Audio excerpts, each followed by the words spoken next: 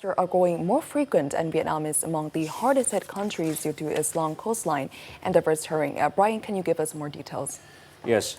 In September alone, natural disaster left 7 people dead or missing and 5 injured, damaged 19,500 hectares of rice and crops, killed nearly 12,300 livestock and poultry, and caused nearly 1,300 houses to collapse, be swept away, or severely damaged. The total property damage from natural disaster during the month was estimated at about $28 million. As of October 9, 2025, natural disasters across the country have left 238 people dead or missing, 367 injured, and damaged or unroofed 258,000 houses. More than 500,000 hectares of rice, crops, and plantations have been flooded. The total estimated economic loss so far stands at around $1.3 billion. In 2025, natural disasters are projected to reduce Vietnam's GDP by about 2%. And we have been intensely covering drastic weather events in the recent week. Storms come after storms as natural disasters grow more severe and unpredictable. And Vietnam has strengthened cooperation with international partners to improve forecasting, early warning, and disaster response. The United Nations, through the Disaster Risk Reduction Partnership, has worked closely with Vietnam to boost preparedness and respond before, during, and after major storms like Rasha, Buloy, and Matmo.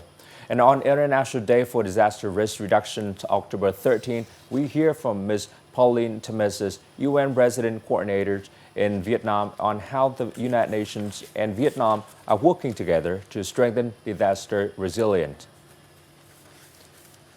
Thank you for joining the program today.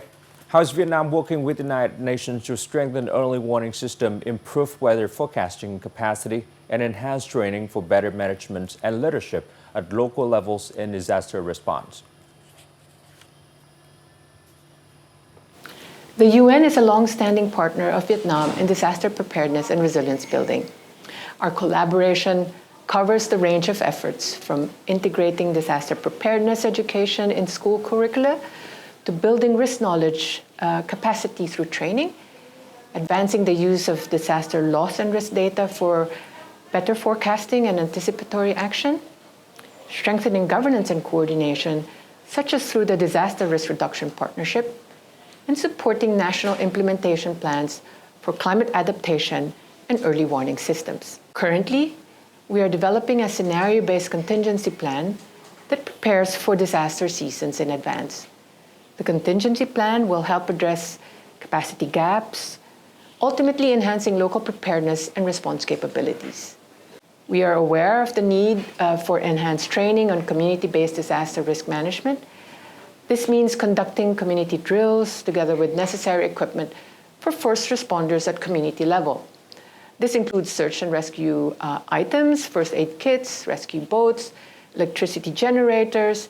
All are needed to strengthen communities' preparedness and resilience. And how is the UN helping Vietnam strengthen international cooperation and community awareness in disaster risk reduction? The UN is committed to support Vietnam in enhancing multi-stakeholder cooperation and community engagement, aligned with government priorities and guidance. We stand ready to facilitate connections with international expertise and resources while respecting national leadership in disaster reduction initiatives. For example, through the Education Sector Group, co-chaired by UNICEF and the Ministry of Education and Training, we facilitate coordination among development partners, NGOs, and embassies. We also support youth participation through skills training, policy dialogues, empowering young people to contribute to climate action and disaster resilience in their communities. UN support will be provided and continue to be provided upon request and in close coordination with relevant national counterparts. And could you share your assessment of Vietnam efforts in recent years reduce disaster risk, especially through the recent storms, and what further action Vietnam should take to strengthen its disaster preparedness and resilience? Vietnam has shown strong leadership in disaster risk reduction and resilience building, especially through the government co-led Disaster Risk Reduction Partnership. VDDMA has been crucial in providing timely warnings and information during recent storms such as Ragasa, Boloy, and Matmo, enabling effective preparedness and response. All disaster relief activities during these typhoons were successfully carried out under government's coordination. We encourage all partners to actively participate in the DRRP platform, share information, coordinate actions to ensure efficient use of resources, and avoid duplication. With Vietnam on the front lines of climate change, UN support to building long-term resilience is anchored on a comprehensive and whole-of-society approach. This means integrating disaster resilience in efforts to adapt and mitigate climate change. This means ensuring that Vietnam has shock-responsive social protection systems that leave no one behind. This also means digital transformation and innovation continue to provide breakthroughs for early warning, preparedness, response, and recovery. Together, under Vietnam's leadership, we can create a safer and more resilient future for all. Thanks, Ms. Pauline Temesis, UN Resident Coordinator in Vietnam, for joining us.